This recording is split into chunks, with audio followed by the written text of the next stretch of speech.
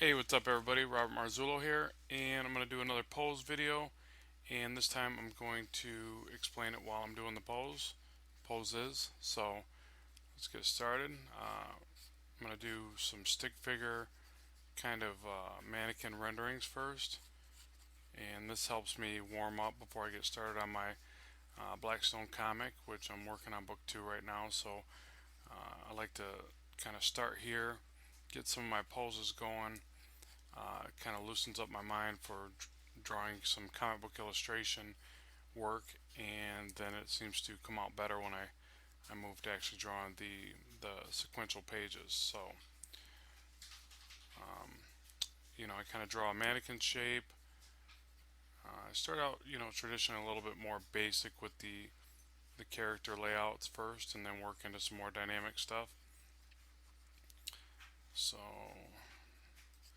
yeah, so anyways, the mannequin first, then the shapes over top. Like there's a kneecap. Say this bottom leg's coming a little bit, or bottom portion of the leg is coming closer to the camera. The foot kind of pointed at the viewer. Maybe the toes kind of pointed up like that, so it looks like he's stepping out, a little bit towards the camera. This leg going back into the distance, a little bit of shadow here.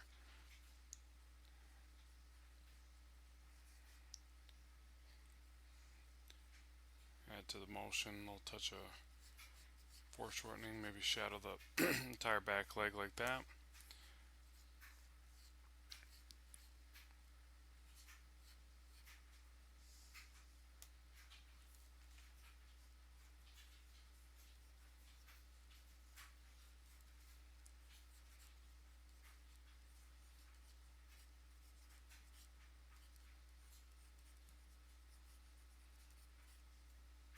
There.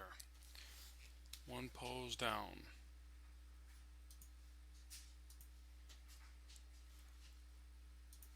And just take this guy, move him up here.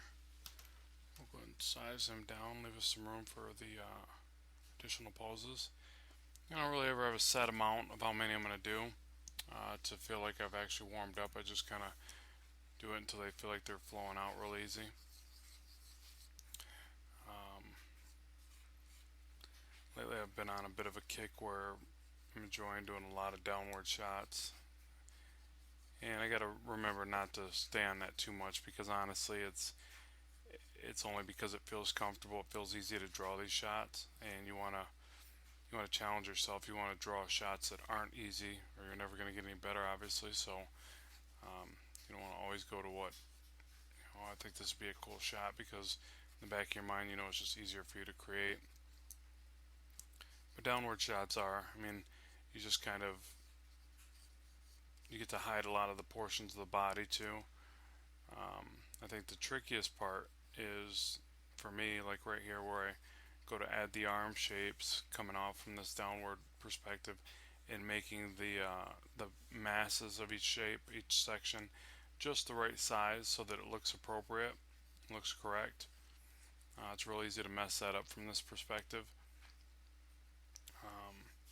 And then I never kind of know how far I can really bring the arm back up. I know we're pretty, you know, human body can contort pretty well and move to a lot of different poses, but some just aren't, you know, just because you could draw it that way, and maybe somebody could force that shape or that pose, doesn't necessarily make it look believable in a scene. So kind of struggle with that a bit. Also, the way that the hands come off the forearm here. The thumb typically lines up with the middle of the arm here, but you can look at your own hand. You can see that you can change that based on a gesture or whatever you're trying to do. The thumb can come all the way over to here, to the back of the arm there on this side, but not much past that. And traditionally, it's not. You see that pose more like when somebody's saying, something like, I don't, what happened, and they throw their hands up. Then the thumbs are pointed out in that perspective of that pose. So, and I'm going to keep these gesture drawings pretty basic. And I think on this one I'll bring like the leg coming forward. And for perspective on legs, I kind of just do, and you see I didn't do the mannequin or the stick figure effect on this, but some of these poses I kind of see better in my head just drawing the shapes. And that'll come with time as you're doing this stuff, that you just start looking at stuff and going, I can draw that one on my skull. It's not a big deal. And this is kind of a tricky one for me right here where the leg starts to bend back, comes down to the foot, kind of does this weird little shape like that. Kneecap here, it's ankle, the foot. I think the foot would start to protrude back out and it would come out to a flat wedge, something like that. And then you would fill in the shading to make it look like, this area is recessed back, forward, back. So your shading defines all that. If that makes any sense to you right there. And in this one, to push the envelope of the pose and really make it look a little more extreme, you could hide this whole bottom part of the leg back here and then just get the tip of the foot and maybe the weight on the toes like that, something like that, and then probably just put this all in shadow with maybe just a little highlight hitting off the bottom of the foot or something like that.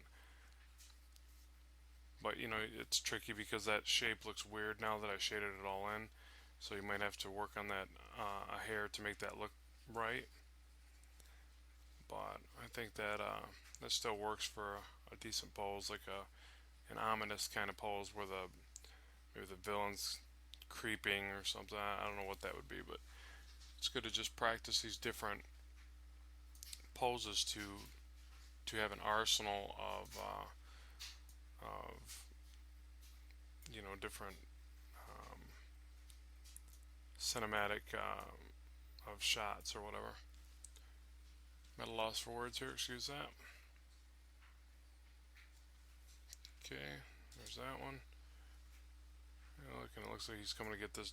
Ooh, what button was that? There we go. He's coming to get this guy. He's like, no, you didn't. I'm out of here. Alright, so next one. Ones that I've been wanting to get a little bit better at. Here's another thing too. Let's try this. Let's take an angled gesture line like that, and let's do the body. And on this kind of angle to set it apart to make it different. Here's our shoulders, waistline, hips. Hips should always be tilted different than the shoulders for more dynamics. Like forward here. But what I was getting at is one that I struggle with that I'd like to get better at is upshots. Upshots are the most difficult ones for me for some reason. So I really want to keep working on these and get a better feel for doing these and potentially probably drawing from life, even though I don't do a whole lot of that. I need to, because at times my anatomy isn't spot on, and that comes from drawing from life. I've probably spent too much time drawing from just other artists that I like and cool stuff that I've seen artwork wise, and you gotta draw a little bit from life. You do. I don't swear by it. I don't say it's the only way to get there, but for your correctness and anatomy and lighting, it's pretty much a must. So and that was tough for me to say right there because I traditionally, it was more on the other end growing up where I never drew from life. It was boring to me. I started yawning. I was always drawing from a Godzilla movie or some science fiction, this or that. I just didn't draw from, like, say, I couldn't stand an art class when they would set an apple in the middle of the room and say, okay, now draw that apple and make it look as delicious as it looks in real life or whatever. I just never thought that was even fun. But now, being a little bit older and more seasoned of an artist, Um, I look at that and I think, you know what, that is the way to grow your ability. And you have to study the nuances of each object and shape and the texture of the skin of the apple or whatever, and the specular highlights of it. And those are the things that grow your art ability. When you're able to look at that stuff and pick out the small details, um, that's when you get better. That's when you start to grow as an artist. So, is even though some of that stuff seems, for the most part, in the beginning stages boring, it comes into play really, really strong later on. So you kind of have to do your homework there. Okay, so this isn't as much of it as an upshot as it needs to be, and I kind of saw that playing out in the sketch line, so I should have changed that. But I'll just go ahead and finish this one, then we'll try another one. Again, one leg back, kneecap there, lower part of the leg. A lot of this in shadow from the other leg. Not really digging the proportions on these legs either. Definitely doesn't look right for some reason.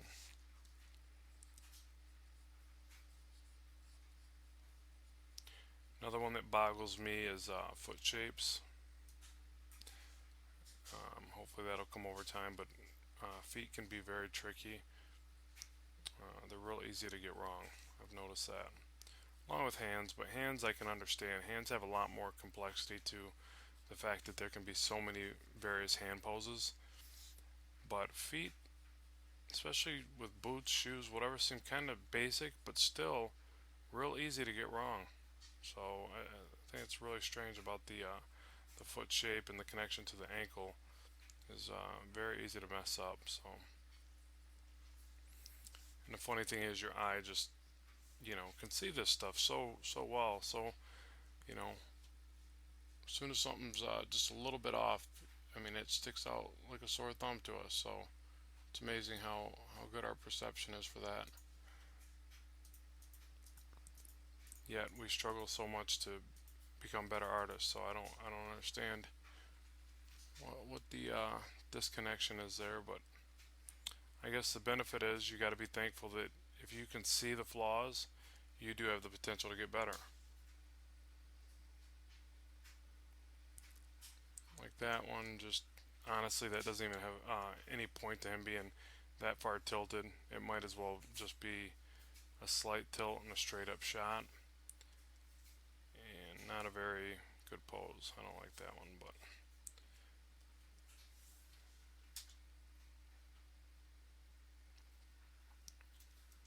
let's move on to the next one, see if I can do a little bit better and actually create an upshot. So as we did here in the down shot of this middle one, the reason it's a decent enough down shot is the other shapes are in front dramatically of each shape. So take the head here, it's dramatically placed almost center to the chest and shoulders here, and then the chest and shoulders are well overlapped into the torso and well overlapped into the pelvic, so on and so forth. So this one isn't, and that's why clearly it's not really an upshot, at least not a dramatic enough one to be worth even drawing an upshot. So let's do that again.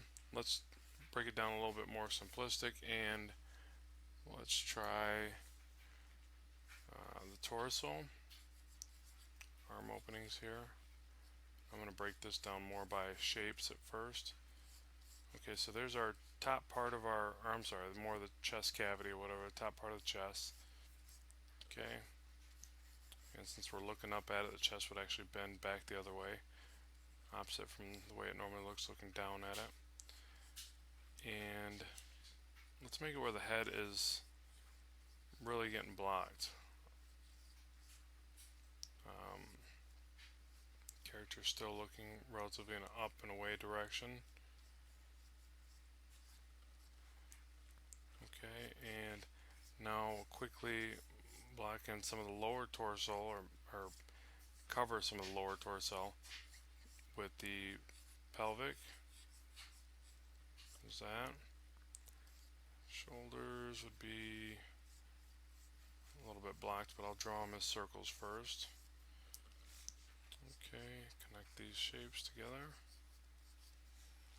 Okay, now the leg, let's do one leg up. Let's see, where would that come? It'd probably come all the way over to here. There's the knee.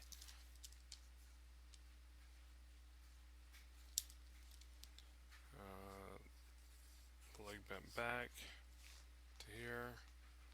Foot here. You're going to see the bottom of the foot. So I'm going to draw,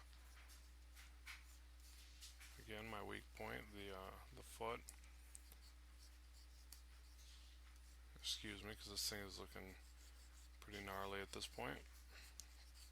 Told you upshots are not my friend. Well, that's why I got to keep practicing them. So, all right, now this, imagine this arm would come out a little bit. Then maybe he's holding it up to a clenched fist here. And what you're going to see is more, I would actually start and probably draw this forearm first. So that way I can tell how much of it is actually getting blocked. And then I could just kind of fill in, so you see a little bit of the bicep here, bottom of the arm here. I think the chest would be even smaller from this perspective. The torso would be up a little higher. And again, like I did the forearm, I'll go ahead and draw the leg, mainly because it'll let me know how much is already covered from this perspective. If I don't have to draw it, then so be it. So I get that filled out there. Alright, and it's, it's still not great, but it is a better upshot than the other one we were dealing with. Let's see if by the time I finish, if it'll work out, because I still don't like the, looks a little too forced. Okay, so the other leg is obviously only going to have one leg up. Would come down like this. There.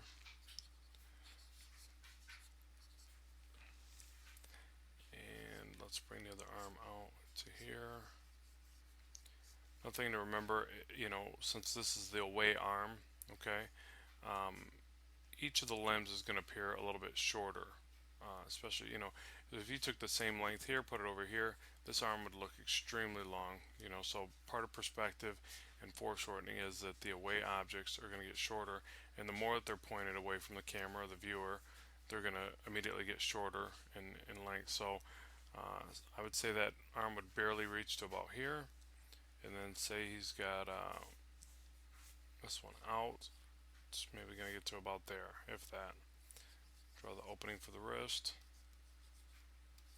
that forearm shape, which will appear to be a little bit smaller than this guy over here because it's closer to the camera.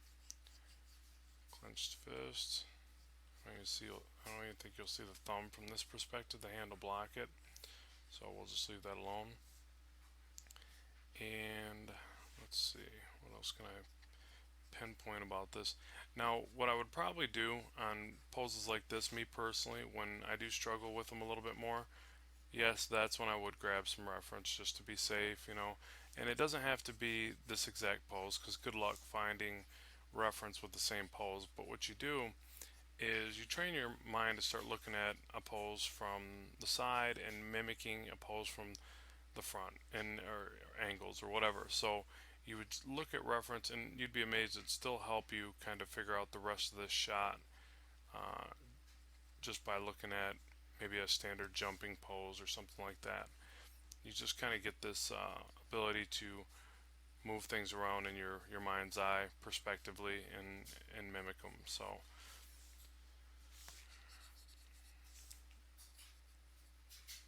maybe this hand is got it kind of clenched.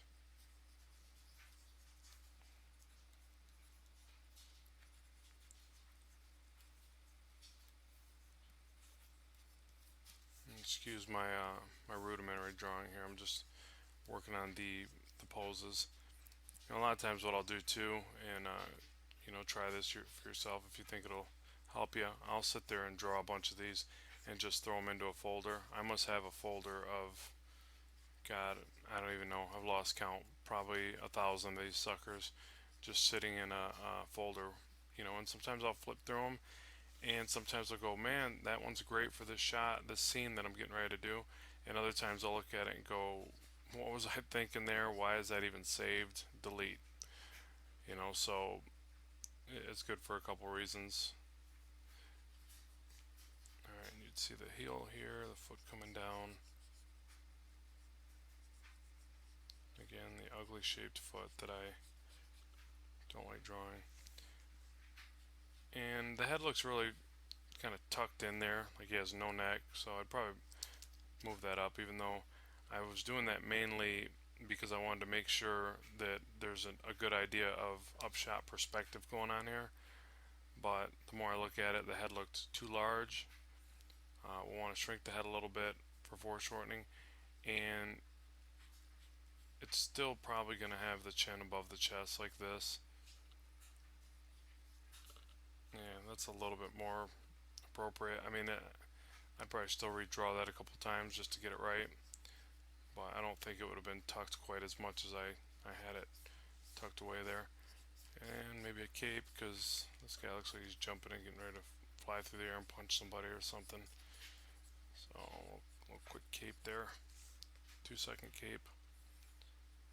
And I'll flip a hair to show the motion. So, okay, so there's another one. Let's do one or two more and we'll call it good. And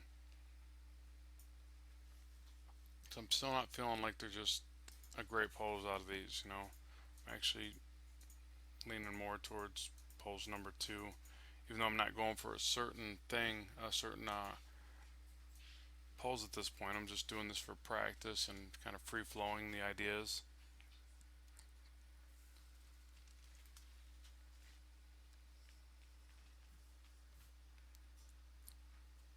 Then I like doing this too, like shrinking it, moving it around. Sometimes I'll rotate it around like this. And now what's standing out to me like a sore thumb is the leg looking really long. So, but I'm going to go ahead and leave it.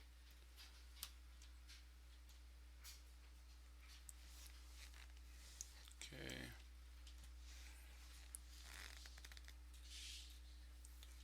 Alright, let's go ahead and do a woman pose here. Got to mix it up.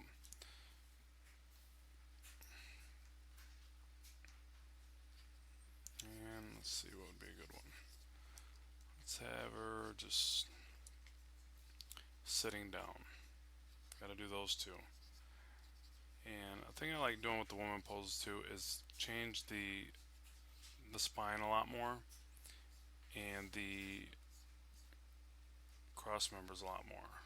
They have a little bit more of a fluidity about the way a woman sits and moves, so you want to show that, like just more of a central kind of bend to everything. And when they're sitting down, it's like they're sitting, but this leg kind of, they always want to fold across their legs.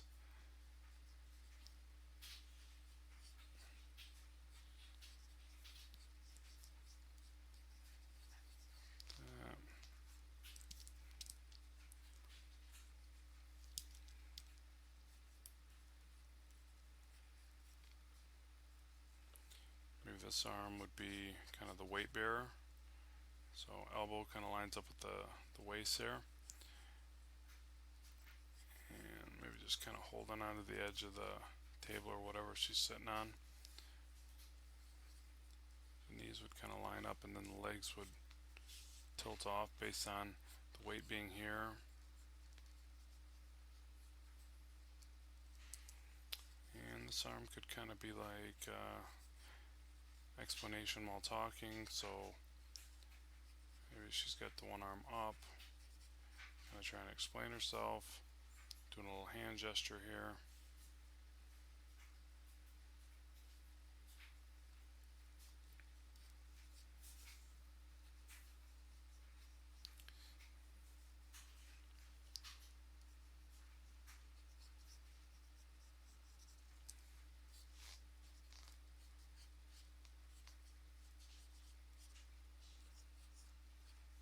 Okay.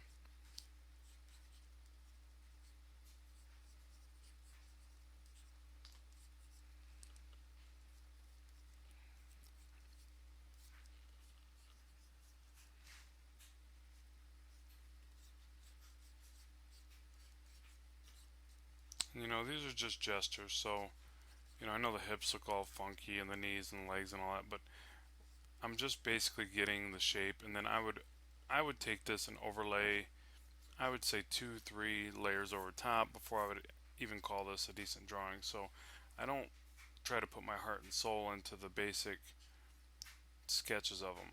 You know, the idea is to get to get the idea down and to move on to something else. So it's a little bit more than just a straight gesture, but not a lot, not a ton. Maybe you draw like what just kind of holding on to what the base of it is, so that it gives you an idea for when you know go to use it, or what you were thinking when you sketch that out. All right, so there's another one. Let's try one more over here. Let's do the interacting with another object. Let's have her leaning against the wall here.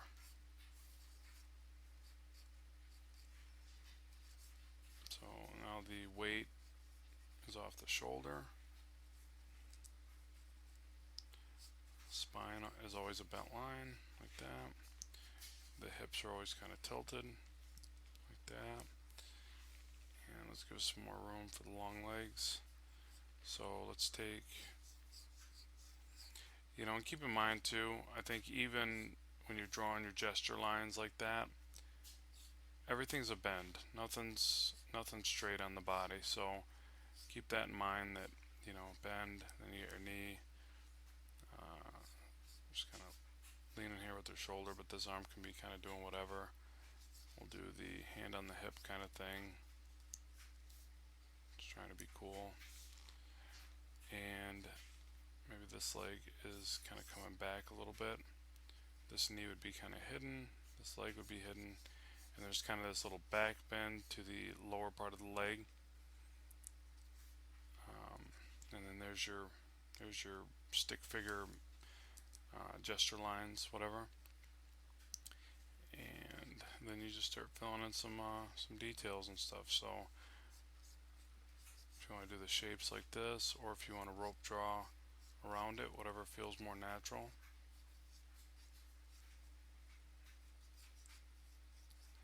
I'll tend to do a little bit of both.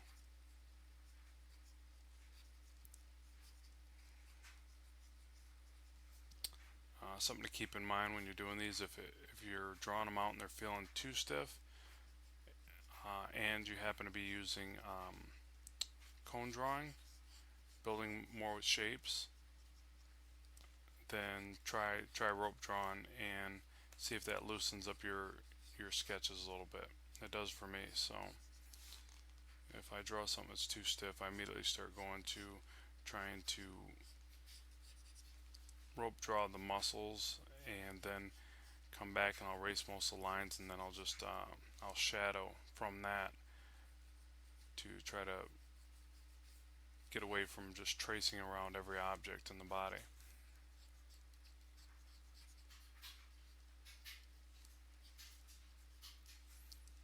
And what I mean by that is, if you're drawing a leg and you got this leg like this, the knee, the lower part of the leg, and you start doing your line weight like this, that doesn't look bad. But if you start tracing every muscle, and then it looks very segmented, kind of like you're drawing an insect or something, then that's when I'll erase everything and I'll really pick out just what I want to keep on that in its basic format. And sometimes I'll just do it with just shadows. So say I have that same leg like that. How can I draw this with just the shadows?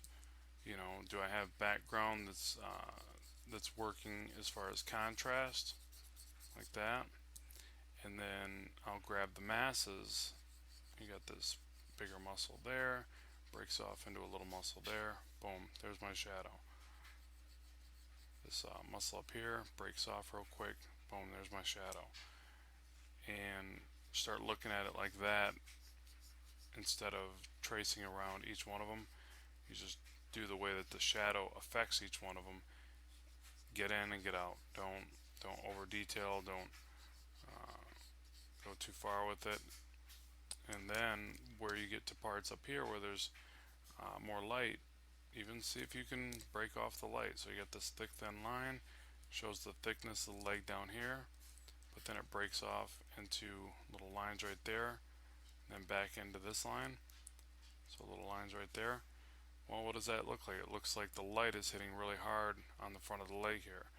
So it's just a way to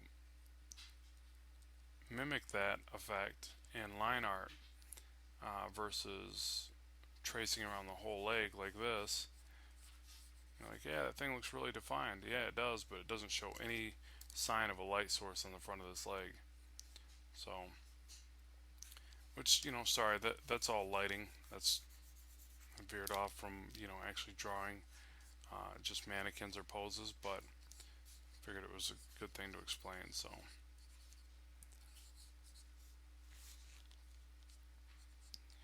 and back to the feet that I don't like to draw. Right there. Little head.